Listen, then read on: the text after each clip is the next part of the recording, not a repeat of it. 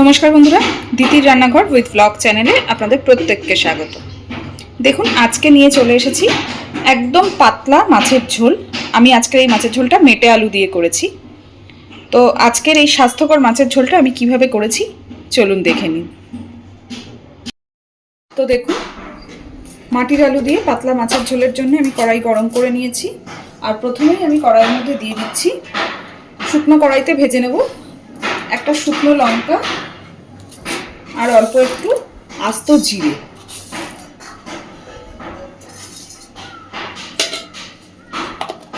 এটাকে খুব সুন্দর করে আগে শুকনো খোলায় ভেজে নেব।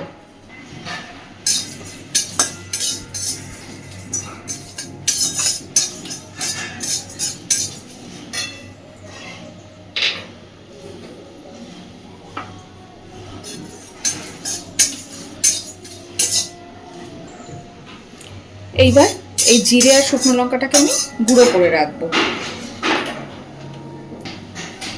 এদিকে কড়াইতে আবার সর্ষের তেল দিয়ে দিয়েছি। তেলটা খুব ভালো করে আগে গরম করে নেব। তেল খুব সুন্দর করে গরম করে নিয়েছি। এইবার লবণ হলুদ মাখিয়ে নেওয়া মাছগুলো আমি ভেজে নেব।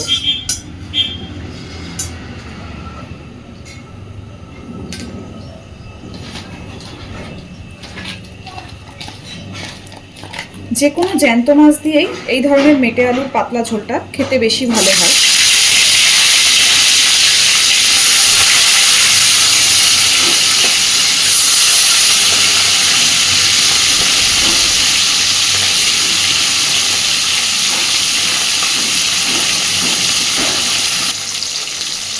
মাছগুলো ভেজে নিয়েছি, এবার তুলে নেব।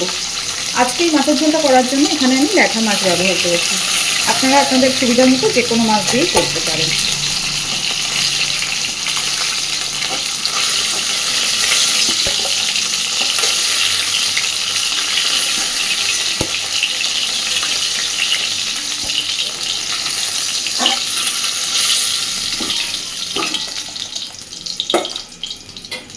এইবার এই তেলের মধ্যেই আমি ফোড়নে দেব একটু আস্ত জিরে,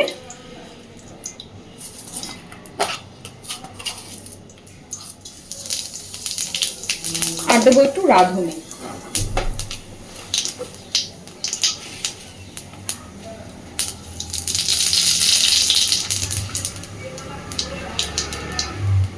এবার দিয়ে দিচ্ছি কেটে ধুয়ে রাখা মেটে আলুগুলো। মেটে আলু অনেকটা গাঠি কচুর মতো একটু নাল নাল হয়, তাই জন্য আগে মেটে আলুটাকে একটু ভেজে নেব ভালোভাবে।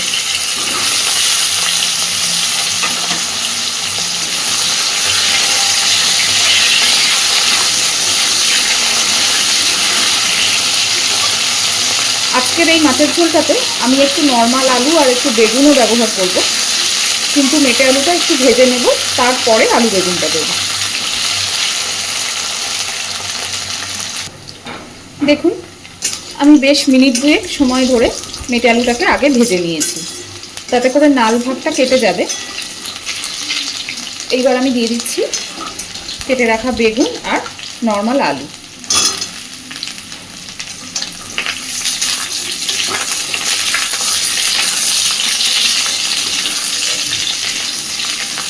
দিয়ে দেবো পরিমাণ মতন লবণ।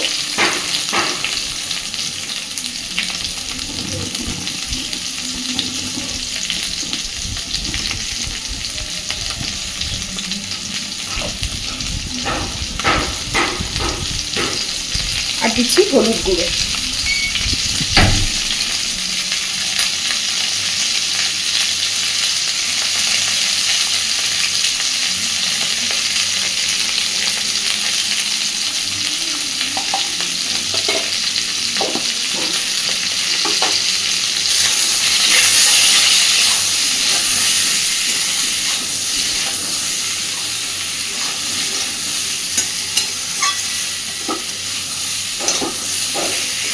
সুন্দর করে এবার সব কিছুকে একটু ভেজে নেব। দেখুন, সবজি খুব ভালোভাবে ভেজে নিয়েছি। এইবার দিয়ে দিচ্ছি পরিমাণ মতন জল।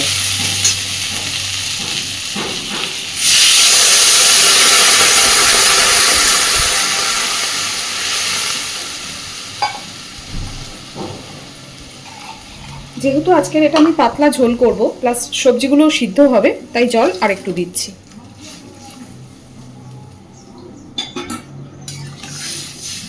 এইবার আগে খুব ভালো করে এই সবজিগুলোকে 50% মতো সিদ্ধও হবে, প্লাস খুব ভালো করে একটু ফুটিয়ে নেব আগে, তারপরে মাছ মশলা সব কিছু অ্যাড করব। দেখুন ঝোল খুব সুন্দরভাবে ফুটছে। আলু, মেটে আলু সবই মোটামুটি সিদ্ধও হয়ে এসেছে অনেকটা। এই পর্যায়ে আমি দিয়ে দিচ্ছি কয়েকটা চেরা কাঁচা লঙ্কা, আর দিচ্ছি ভেজে রাখা মাছগুলো। আজকের ভিডিওটা হয়তো একটু অন্ধকার লাগছে, কারণ এত হাওয়া হচ্ছে আমি জানলা খুলে রাখতে পারছি না।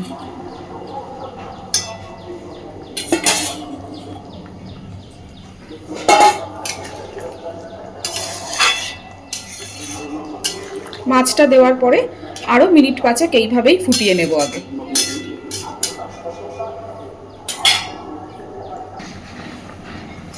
এইবার দেখুন টকবক করে ফুটতে আরম্ভ করেছে, সবকিছু খুব সুন্দরভাবে সিদ্ধ হয়ে গেছে। এইবার সেই গুঁড়ো করে নেওয়া মশলাটা, শুকনো খোলায় জিরে আর শুকনো লঙ্কা যেটা ভেজে নিয়েছি, সেই মশলাটা এবার দিয়ে দিচ্ছি।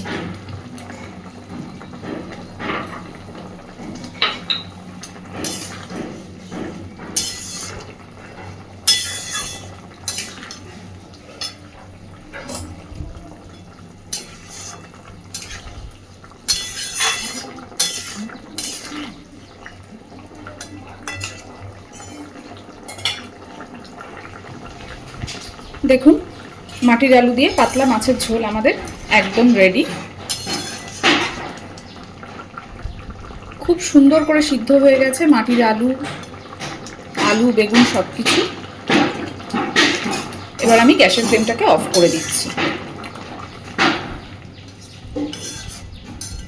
একদম স্বাস্থ্যকর পাতলা একটা মাছের ঝোল রেডি। তো আজকের আমার এই রান্নাটা আপনাদের কেমন লেগেছে অবশ্যই আমাকে জানাবেন, আর প্লিজ আমার চ্যানেলটাকে লাইক, শেয়ার এবং সাবস্ক্রাইব করে আমার পাশে থাকবেন। ধন্যবাদ।